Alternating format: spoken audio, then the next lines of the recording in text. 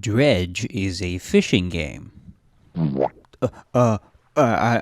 Dredge is a horror game with scary fish and a cult. Oh, that's much better. If there's anything the YouTube algorithm will swallow up whole, it's a good old cult.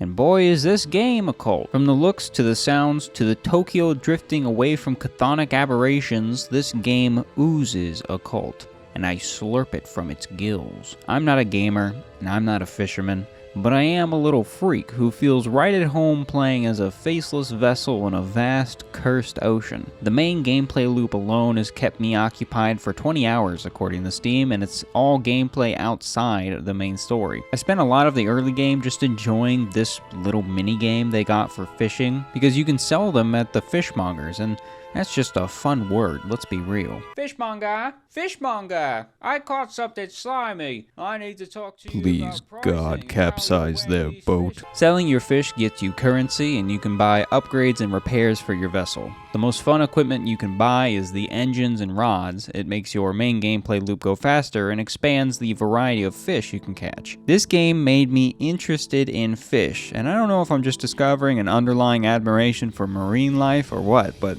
any game that can do that, I think, is one that's doing something right. There are a number of ways to catch fish as well. You have the crab cages, the various fishing rods, and the trawl nets, which passively catch the little guys for you. And the catching fish part of the game blends very nicely with the cult aspect, as the game really sounds off that thanatophobia, which is Zoomer speak for big, scary, open water. You catch fish for strange hooded figures occasionally, but the main thrust of the story is talking to a collector and questing for sunken items of interest. I haven't gotten all the way through the game, so lambast me all you like for it, but so far I like just picking it up whenever I have some spare time to catch some fish. I don't know what else I could really ask out of a horror fishing game than to give me a good hit of adrenaline while trying to scrounge enough mackerels up to buy myself a new headlight. This is a pretty good game. I can imagine the studio behind this, Black Salt Games, are already working on a Dredge 2, because one of my biggest problems with it so far is that there's just not enough. I really just want more, and as simple as the gameplay is, the mechanics all work together pretty well, and the fishing, sailing, and inventory management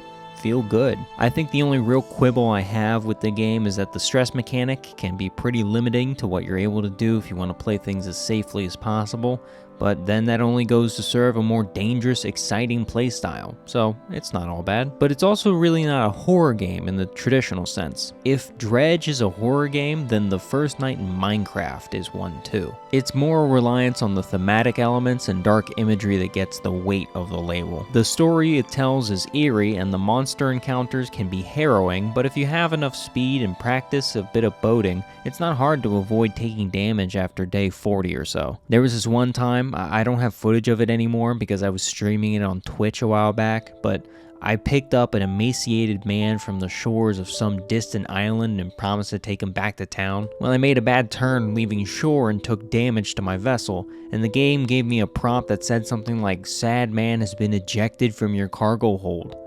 I just turned back and sailed into town to sell my fish. Fishmonger! I don't use number scores to rate games, but every time I think about giving this game a rating, it's around a 7 out of 10, because while I do just pick it up for fun, there are a lot of areas of the game I have little interest in. The best part is the stuff I've put 20 hours into, the sailing around and upgrading your vessel, so more adventuring that services this would be fun, but then there are quests that take way too long and slow the whole thing down to a near halt. I spent 3 real-life days trying to make buckets of chum to catch this one monster in the Twisted Strand because I could not, for the life of me, find a catfish. I don't know if I did something wrong or if the game just wouldn't spawn the thing, but I grinded that area so hard that I kind of burnt myself out on the game. Again, I'm not really a gamer. I play casually, but this was a roadblock that I think really wounded my experience with the game. So yeah, altogether, a good game. I would recommend it. It had some very good monging gameplay. I monged my pants.